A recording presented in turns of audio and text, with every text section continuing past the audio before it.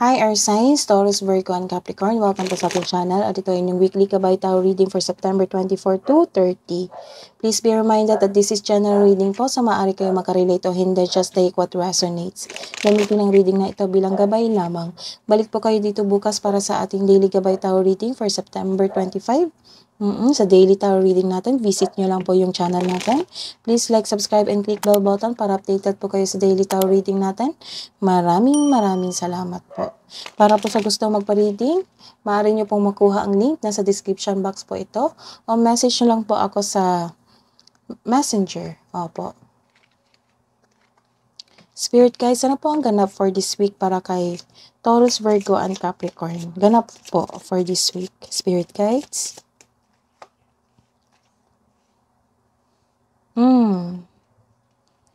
Check nyo baka may kasamahan kayo na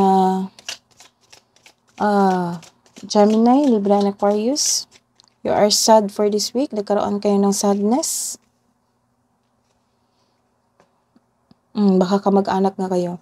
So, nagkaroon ng community dito, family bonding, culture. You're taking time of your culture. Some of you, nag-teamwork din kayo, nag-team building sa isang kumpanya. You are very worried. Nagkaroon ka ng weakness. Insecure ka sa iyong sarili. Hingi tayo ng advice from the universe. Distant thunder, clear the air. So clear the air, clear your mind. Breaking trail, a breakthrough is at hand. Let's see your energy for this week, September 24 to 30, Spirit guides, para po kay Taurus, Virgo, and Capricorn.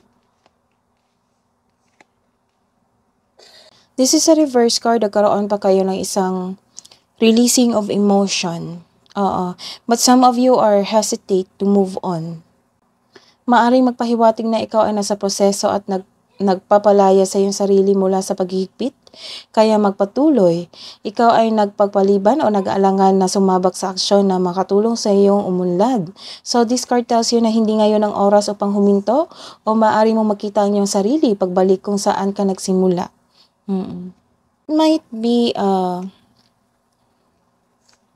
some of you nagkaroon ng isang situation na may nagsasabotahe sa iyo. Nagkaroon din ng addiction dito. Nagkaroon ng materialism, nagkaroon kayo ng obsession sa isang bagay.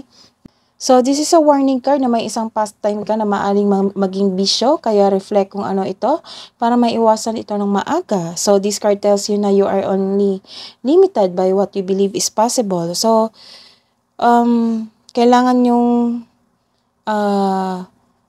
pag-isipan ng mabuti. Baka nagkaroon kayo ng bisyo na hindi mo namalayan. So, let's see. Career and money for Taurus, Virgo, and Capricorn for this week, September 24 to 30.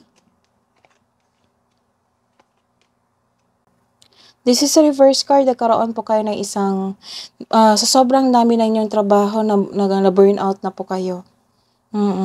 Nagkaroon kayo ng weakness, nagkaroon kayo ng isang lack of confidence. Nagkaroon talaga kayo ng lack of confidence. Mas nangigibabaw yung takot mo of taking your work to the next level. It's time to step out from your comfort zone if you're serious about growth. Problema sa pera o katamaran sa trabaho? Oo, nakikita ko rin dito. May aalok ng tulong pero hindi mo tanggapin.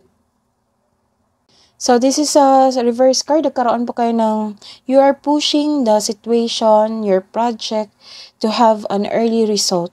Very aggressive kayo na matapos. Mag-ingat din sa taong masakit kung magsalita. It might be your boss or kasamahan sa trabaho na senior mo. Hindi mo alam kung kailan susugod o atras sa isang hamon sa buhay. Nagkaroon din ng hindi pagpaplano dito. Wala kang self-confidence. Kakulangan ng tapang. Mag-ingat din sa taong in denial, insecure, paranoid, kulang sa pasensya. Let's see, advice niyo po para sa love and romance, para sa mga single and relationship, self-love, partnership, romance. Nagkaroon po dito ng isang movement or quick action. Sa araw na ito may bilisang pagdesisyon, May bilisang pagdidesisyon. Oo. May parating na romantic partner na papasok sa iyong buhay ngayon. Ilan sa inyo excited? May matatanggap ka na event invitation o may nag-asa sa'yo ng date. May ilan naman, mamimit mo ang iyong partner via travel. So, this is creativity. Nagkaroon kayo ng ambition ng partner mo or nagkaroon ka ng ambition. Para sa may relasyon, strong, confident, and compassionate kayo sa isa't isa, well-established and successful sa relation. May makilala kang taong very passionate sa gusto mo sa buhay. Oo, very passionate siya sa gusto niya sa buhay. Charismatic at masayahin. Maari ring ideal type mo ito. Hidden truth po.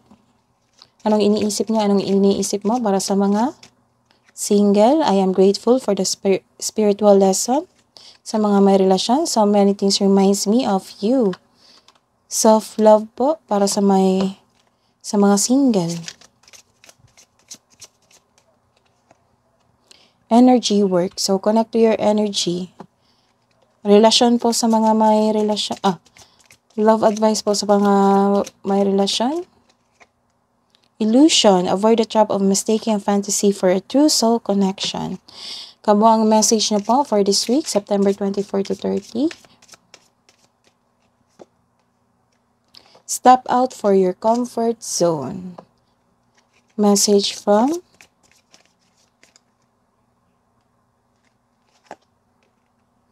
Archangel Lavender. Prepare for soul healing, forgive and release everyone. That is your reading today, Taurus, Virgo, and Capricorn. That is your reading for this week.